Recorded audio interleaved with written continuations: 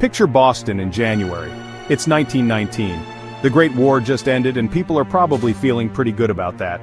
In the city's north end, a neighborhood packed with Italian immigrant families, stands a giant steel tank. This isn't just any tank, it's a colossal container, 50 feet tall and 90 feet wide, brimming with over 2 million gallons of molasses. Molasses, if you're not a baker or a horse, is a thick, dark brown, sugary syrup. Think of it as the goop left over from making sugar. It was a big deal back then. The company that owned the tank, the Purity Distilling Company, used it to make industrial alcohol, which in turn was used to make munitions for the war. The war was over, but the tank was still full, waiting for its next syrupy purpose. So you have this enormous vat of goo sitting in the middle of a bustling city neighborhood, right next to a fire station and a busy commercial wharf. The tank itself was a bit of a local celebrity, but not in a good way. People who lived nearby would say it groaned and rumbled like an old man complaining about the weather. It leaked, too.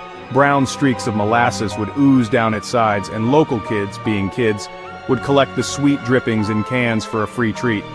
The company knew it leaked. They tried to fix it by painting it brown, which, as you can imagine, didn't solve the structural problem. It was like putting a smiley face sticker on a ticking time bomb, only the bomb was filled with a substance you'd normally put in gingerbread. The day of the disaster, January 15, 1919, was weirdly warm for a Boston winter. The temperature had shot up from near freezing to over 40 degrees Fahrenheit. This sudden warmth was bad news for the giant metal can of molasses. The rising temperature caused the fermenting molasses inside to expand, putting immense pressure on the tank's already shoddy steel walls. The company had rushed its construction and cut corners, using steel plates that were too thin and not properly tested. They were so eager to start making money from the wartime alcohol boom that they ignored basic safety standards. It was a perfect storm of corporate carelessness, questionable engineering, and unseasonable weather. At around 12:30 in the afternoon, as people were heading out for their lunch breaks, the groaning tank finally gave up. Witnesses said they heard a sound like a machine gun, which was actually the sound of the steel rivets popping off the tank's seams one by one. Then came a deep, deafening roar as the entire structure failed. The metal walls ripped apart, and 2.3 million gallons of raw, sticky molasses were unleashed. It wasn't a slow leak, it was an explosion of syrup. The entire contents of the tank surged outwards in an instant, creating a gooey tsunami that would change this part of Boston forever, proving that sometimes the most mundane things can become terrifyingly destructive. When the tank burst, it didn't just spill, it unleashed a wave of molasses, estimated to be 25 feet high at its peak, moving at a blistering 35 miles per hour. This wasn't the slow-moving syrup you pour on pancakes, this was a powerful, dense wall of liquid destruction. It had so much force that it smashed buildings to splinters and knocked an elevated train track right off its supports. A freight train was partially tossed from its tracks. The wave was so strong it picked up a truck and hurled it into Boston Harbor. Imagine a force of nature, like a tornado or a flood, but made of something you bake with. It's the kind of absurd, dark comedy horror that history sometimes serves up. The sheer weight and viscosity of the molasses made it uniquely terrifying. Water is one thing, but this was different. It was a suffocating, sticky tide. The wave demolished the firehouse next door, killing several firefighters inside. It flattened the Clafferty house, where a mother and her young son were trapped and killed. The force was enough to sweep horses off their feet and carry them away, their struggles only making them more stuck in the thick goo.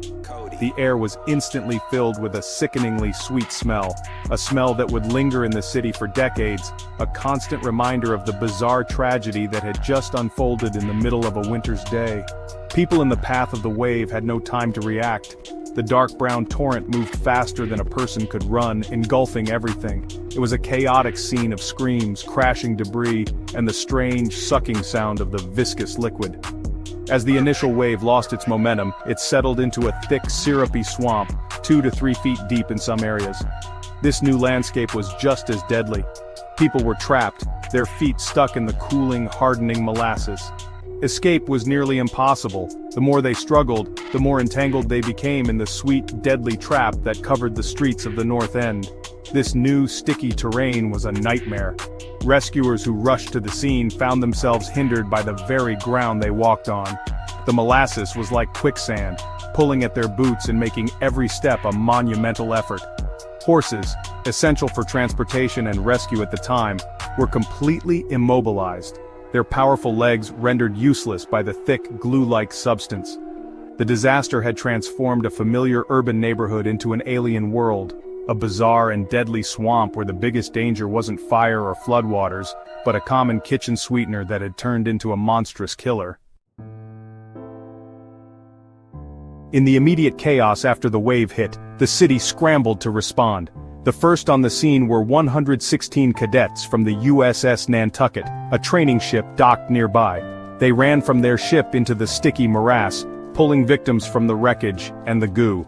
Soon, Boston police, Red Cross workers, and Army and Navy personnel joined the effort. It was a rescue operation unlike any other. They waded through the waist-deep syrup, the cold winter air starting to thicken the molasses and make it even harder to move through. They had to work quickly, as anyone trapped beneath the surface was at risk of suffocating. The human toll was devastating.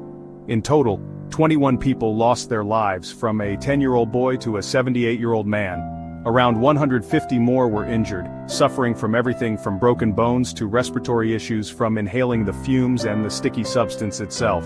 The hospitals were overwhelmed with patients covered in a brown, sticky coating, making it difficult for doctors and nurses to treat their injuries.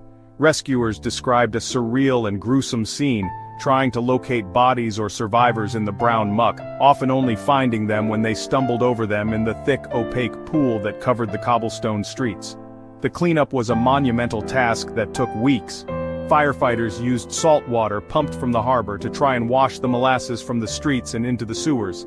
The salt water helped break down the sticky sugar, but it turned the entire harbor brown for months. Sand was spread over the gooey streets to absorb the mess and provide some traction, but for a long time everything in the area remained sticky. People tracked the molasses all over the city on their shoes. It was on doorknobs, on public telephones, inside streetcars, and in people's homes. Boston became quite literally a sticky city. For years after the flood, residents claimed that on hot summer days, the air in the North End would still smell faintly sweet, a ghostly olfactory echo of the disaster. The event became a peculiar part of Boston's identity. It was so strange, so unbelievable, that it almost sounded like a tall tale. Parents would warn their children to be good, or else the molasses would get them. The story was passed down through generations, a bizarre footnote in the city's history that served as a grim reminder of how quickly an industrial accident could turn a neighborhood into a scene of unimaginable horror. In the wake of the disaster, the question on everyone's mind was, who was to blame?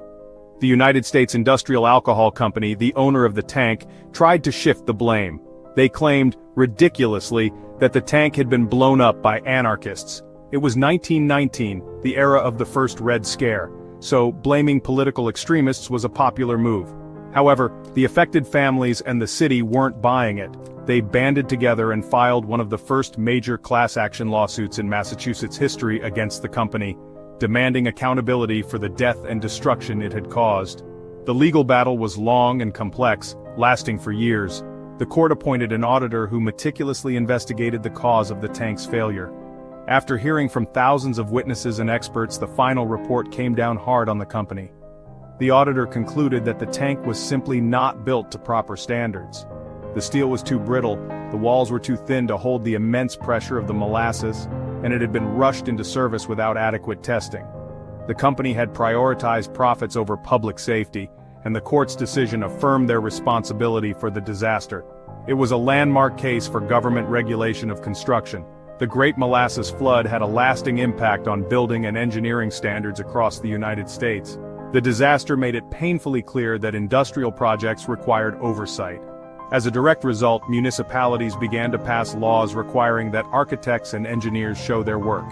Calculations had to be filed with the city, and a certified engineer had to sign off on blueprints before construction could even begin.